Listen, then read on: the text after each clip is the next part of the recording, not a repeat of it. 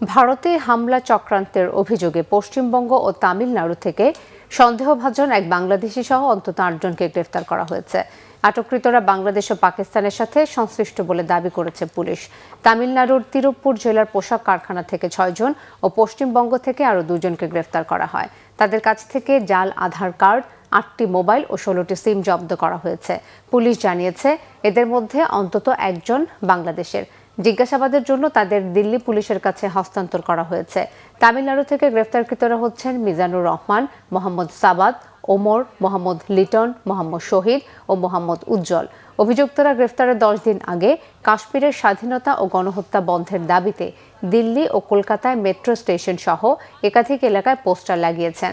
পুলিশের দাবি, গত ৬ ফেব্রুয়ারি পাকিস্তানের ইসলামাবাদে শিয়া মসজিদে আত্মঘাতী বোমা হামলায় অন্তত ৩১ জনকে হত্যার প্রতিশোধ নেওয়ার পরিকল্পনা চলছিল। বলা হচ্ছে, এতে মদদ দিচ্ছিল পাকিস্তানের গোয়েন্দা সংস্থা আইএসআই আর বাংলাদেশের জঙ্গি গোষ্ঠী। শনিবার সন্ত্রাসী হামলায় সংক্রান্ত গোয়েন্দা সতর্কতার পর ৮ জনকে গ্রেফতার করা হলো। পাঞ্জাব ও কাশ্মীর থেকে বিপুল পরিমাণ বিস্ফোরকও জব্দ করেছে পুলিশ।